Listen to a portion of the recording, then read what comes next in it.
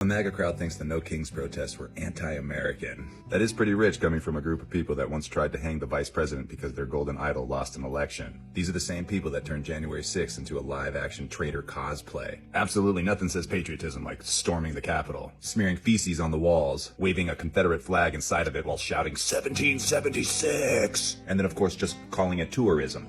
Okay. The facts are this, y'all. The No Kings protests have been peaceful gatherings of Americans from every walk of life. But MAGA wants to claim they're unpatriotic because some of us dare to say the quiet part out loud. This country does not belong to one man, or one ego, one cult, one spray-tan monarch in waiting. And then they also claim that they don't understand what these protests mean. Please, these are the same folks that can decode a conspiracy theory from a half-eaten Pop-Tart, but suddenly go blank when people hold a sign up that says No Kings. The message isn't complicated. We don't want a dictator, a cult leader, a wannabe monarch in the Oval Office.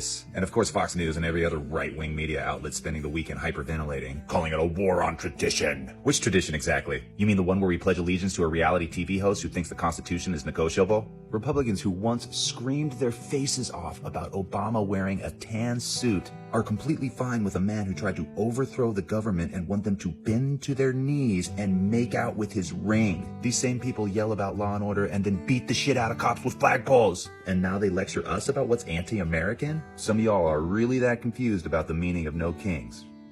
January 6th was the most anti-American thing that I have ever seen. Angry Republicans dressed up in red hats and fueled on lies tried to overthrow the U.S. government. The No Kings protests are the exact opposite of that. They are Americans reminding this wannabe monarch and his enablers that this nation was born by rejecting a king, not by crowning one. And I know you all understand this perfectly well, because playing dumb for you is easier than admitting that your movement is un-American, unpatriotic, and authoritarian. The No Kings protests are not anti-American. They are pro-democracy. They are a reminder that the United States was founded on the idea that no one man, especially an orange 91 indictment felon, narcissist, sociopath of a man, gets to rule us. I guess Trump finally got his big crowd. Too bad for him that the crowd told him that no, we don't want a king, and this ain't your kingdom.